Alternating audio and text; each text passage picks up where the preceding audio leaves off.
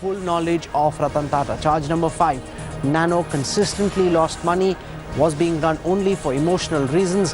The loss peaking at 1,000 crores. He says that the only thing that can be done is to shut Nano down. There is no route to profitability. Charge number 6, the telecom business has been bleeding badly, and that despite everything that Tata Sons has done, they haven't, because of the controversy with Docomo as well, because of the way Tata Telecom is doing, they haven't been able to find a way to fix it. Charge number 7, Docomo transaction raises questions about commercial and the prudential perspective of this deal. The work pattern created risk of contravening insider trading regulations. He also says in some board meetings, board members of Tata Sons would step out for more than an hour to take instructions from Ratan Tata. He says an alternate power structure was created after he had been brought in, which didn't have accountability or responsibility, which wasn't part of the original deal with Cyrus Mistry when he was brought in. Finally, he says, I was assured a free hand.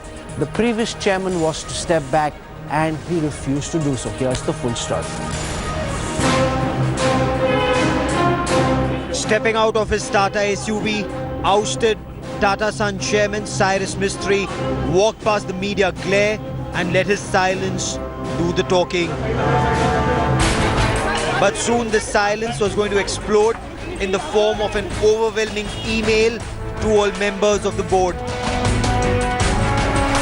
The email written by Cyrus Mistry to Tata Group is with India Today that clearly says that he was assured a free hand, but he didn't get. He was assured that Ratan Tata would step back, but that didn't happen. Norms were changed when he joined.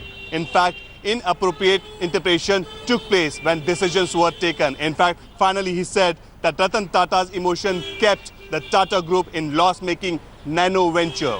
Definitely the entire email concludes one thing, that don't put the entire blame on me.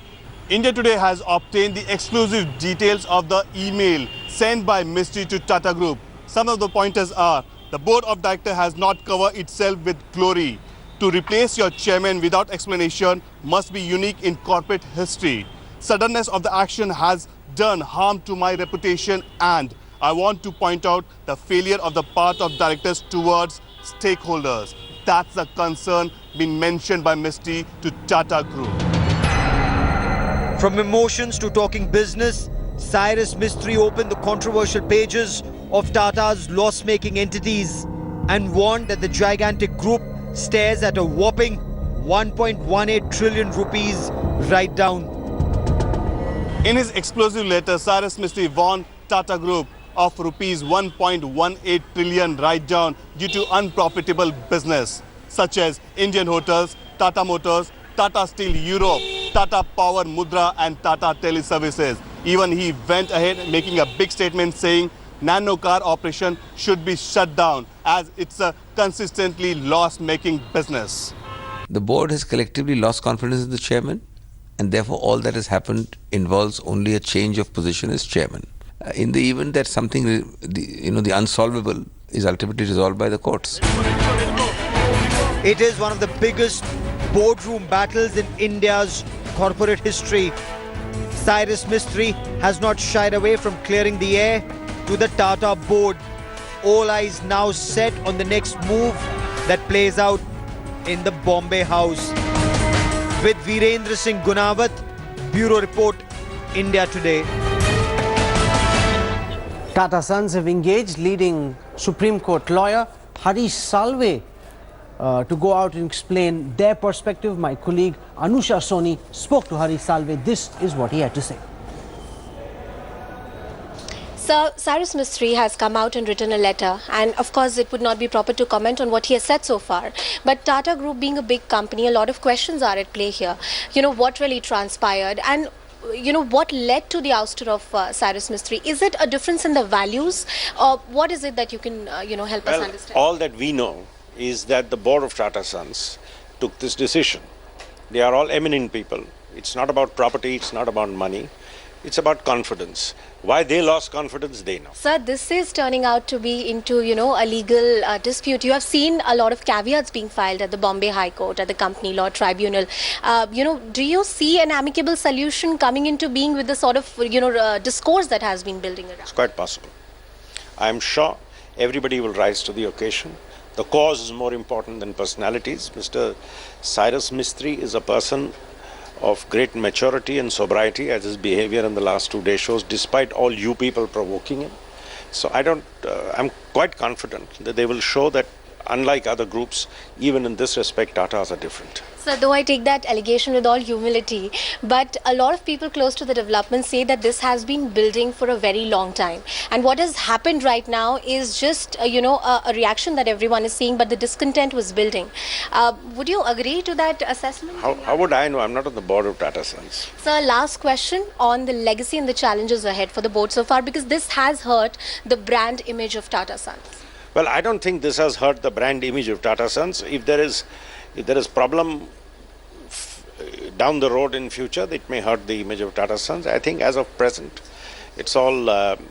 These changes do happen. Yes, it's never a pleasant change when this kind of a change happens. Mr. Mistry has expressed his angst, which is also unsurprising. But I'm sure they will all get on with life and show that even where there are differences in a group such as Tata's, the institution, the cause, is bigger than any individual. They have global challenges to face. The global economy is in a state which we all know it is in.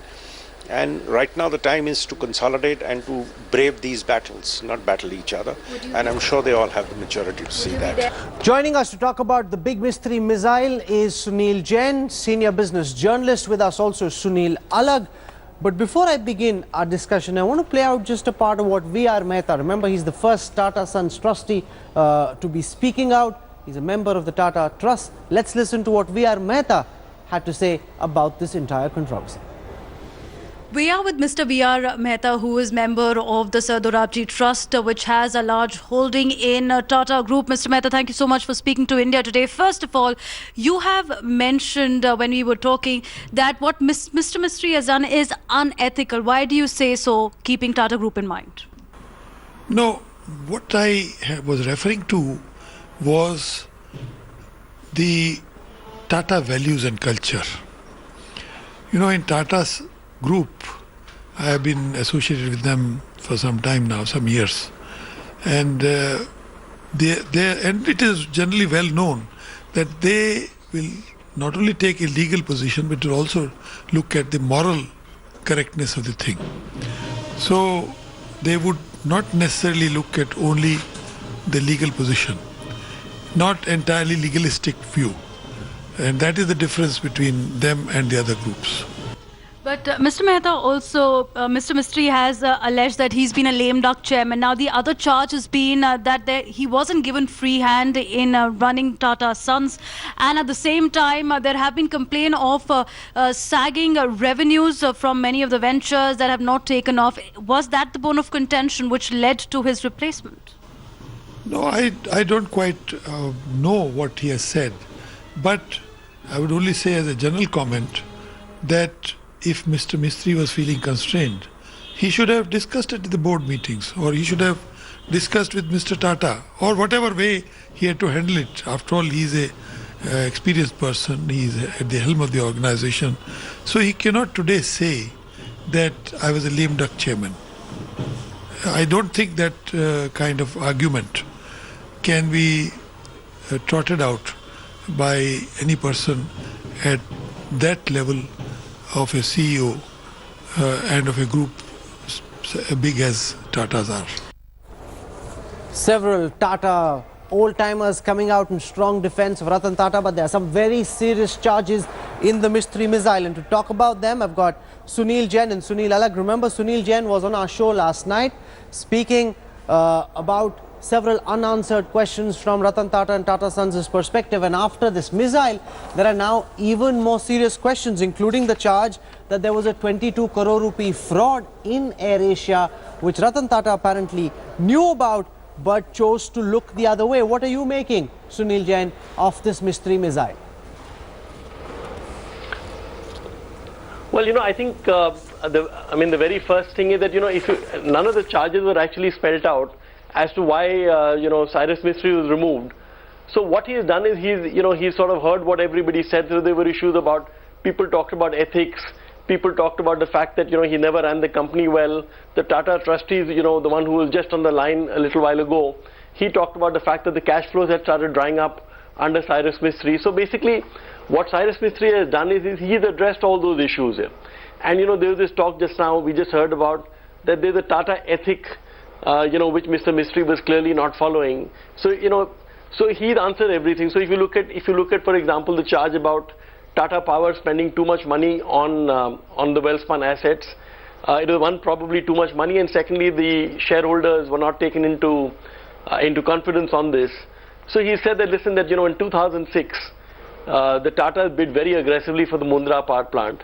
They lost about 1,500 crores on this in FY14 alone. And he said that if you look at the money invested in that plant, it's 40% of the total, assets of the company. So if the company is in trouble today, it's because of this. I mean, he hasn't said this so many words, but he's implying that if the company is in trouble today, it's because of Mundra and not because of Welspun. In fact, as I said on this show yesterday, the Mundra plant has some very, very good PPAs, and we have a story on this in the Financial Express tomorrow, saying that the Mundra plant has very good PPA, so it's actually a very good project to have, company to have bought. I want to look at it from the other perspective, because the one point again and again that's being made is about breach of ethics. What Cyrus Mistry is doing in this big missile is actually accusing Tata Sons of breaching ethics. He says, and I want to quote now from just one line about AirAsia, recent forensic investigation revealed fraudulent transactions of 22 crore rupees involving non-existent parties in India and Singapore. Executive trustee M. Venkatraman, who's on the board of AirAsia and also a shareholder in the company, considered these transactions as non-material and did not encourage further study. Now, this is a very, very serious charge, as it suggests that forget what you think that Cyrus Mistry may have been doing, which is unethical. There were other things which were totally unethical, which were happening and which were being condoned. Sunil Alak.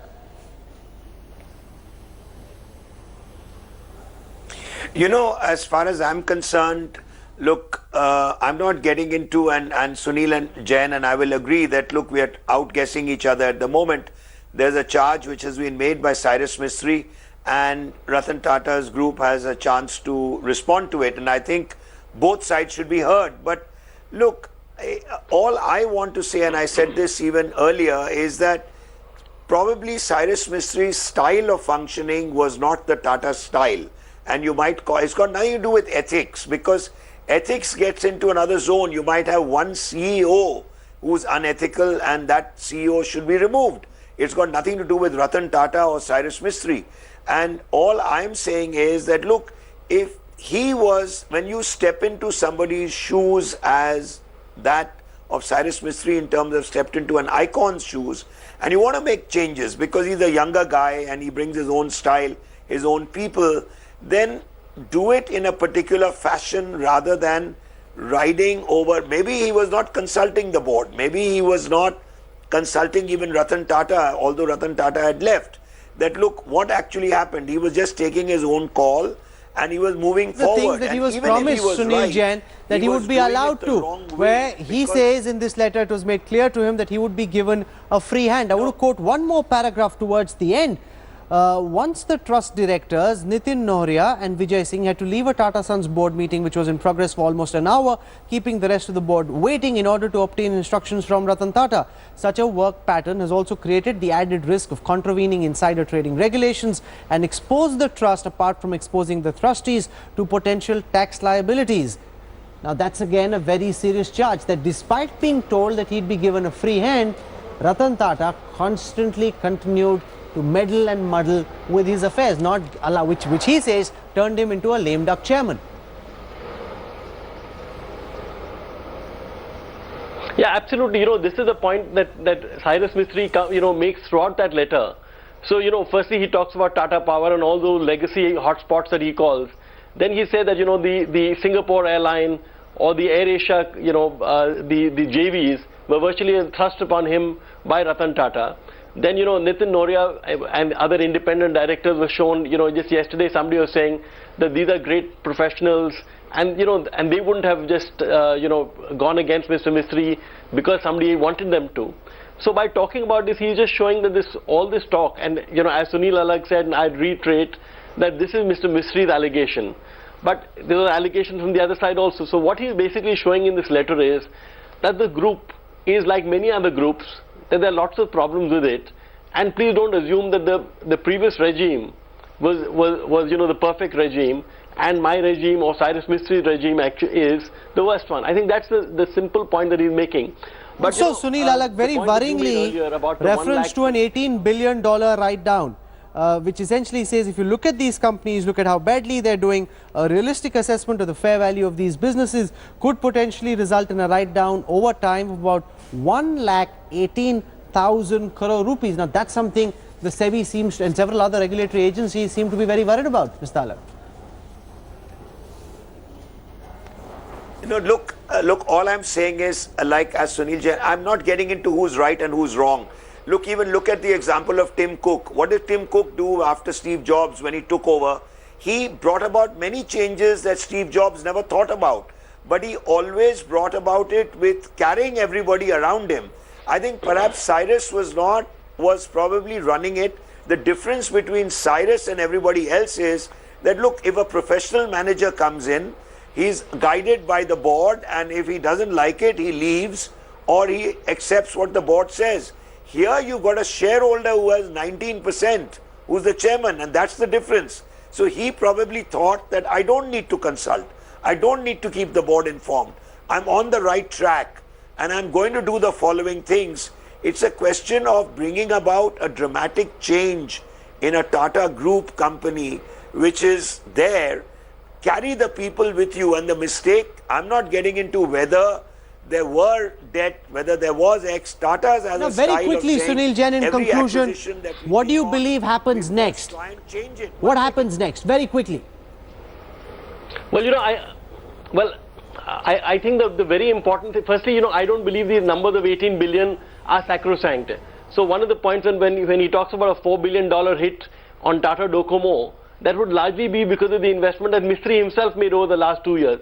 But very quickly, to answer your point, I think what this does is, firstly, I don't think Mr. Mistry has a legal case, so I don't think he's going to go to court. But what this does is, by forcing the Tata board and by telling the trustees that the problem you are in, and it could be an $18 billion problem, the problem that you're in is because you have not dealt with these legacy issues of Chorus, of, you know, of Indian Hotels and Tata Power. So I think this is actually going to make the job easier for the next chairman or chairwoman, because they can now tell the board that, listen, there's a potential $18 billion landmine I'm sitting on. I need to get your complete, you know, buy-in on that. I'm not going to come in unless you allow me to fix this. So I think in that sense, Mr. Mistry's parting shot has been very, very good for his for the empire. What's also required really is a in. greater level of transparency. Instead of just insinuating that there were ethical issues, what's required is for more information to be put out, for people really to know what went wrong. Because remember, there are very, very serious charges. Apart from the ego clashes, the talk about financial fraud, 22 crore rupee amount spent in non-existent companies in Singapore, that's the kind of stuff that needs to be investigated further. Sunil Jain, Sunil Alagh for joining me on the Newsroom Showdown tonight. Gentlemen, thank you very much. We're slipping into a break. News and updates continue when we come back on the other side.